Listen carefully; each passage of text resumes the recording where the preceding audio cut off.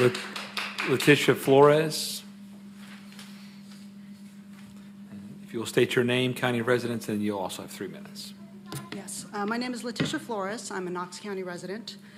I'm a straight cisgendered psychologist who has lived in Knoxville for 10 years. I work to help to educate the community about LGBTQ issues on behalf of the Tennessee Equality Project, and I work with graduate psychology students who provide therapy to LGBTQ youth, adults, and their family members. I'm here tonight to urge the Board of Education to keep the language protecting LGBTQ youth from harassment or discrimination in their policy. And I will veer a little bit. It's not clear to many of us why you're considering taking away that text. So if there is any time to kind of talk about that, I would appreciate hearing it. But it's very concerning for many of us to hear about this change. As you heard, already over 500 bills were lodged against LGBTQ people, including youth, in the nation in 2023, a historic high. And we passed many of those laws here in Tennessee. High numbers of mental health issues are being reported among all of our youth, but especially among LGBTQ youth, specifically due to bullying at schools, as well as other experiences where they feel targeted simply for who they are. Some of you may have experienced bullying in school yourself, and so you may remember how isolated and scared you were when this happened. This is easily one of the most vulnerable youth populations in our city, in our state, in our country.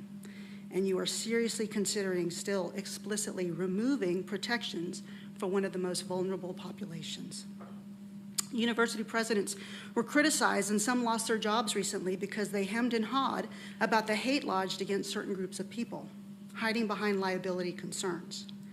The board's decision to not leave well enough alone, to not show simple human compassion, is at risk of committing the same mistake. These children are not potential lawsuits. They are flesh and blood, and they will feel the effects of the stroke of your pen in taunts and fights and worse.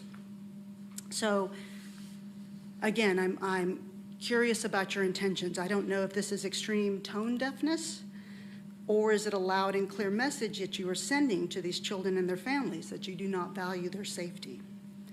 If it's a mistake made honestly, then you still have the opportunity to reverse course and let LGBTQ youth and their family and friends sleep better at night. Reversing course and leaving the policy as is harms no one. No one. If revising this bill is in fact an attempt to further marginalize and ostracize these vulnerable youth, regardless of the arguments you use, we'll all learn a valuable lesson about who you are and your intentions for protecting all of the children of Knox County. As Maya Angelou said, when someone shows you who they are, believe them the first time. So who will you be? Thank you.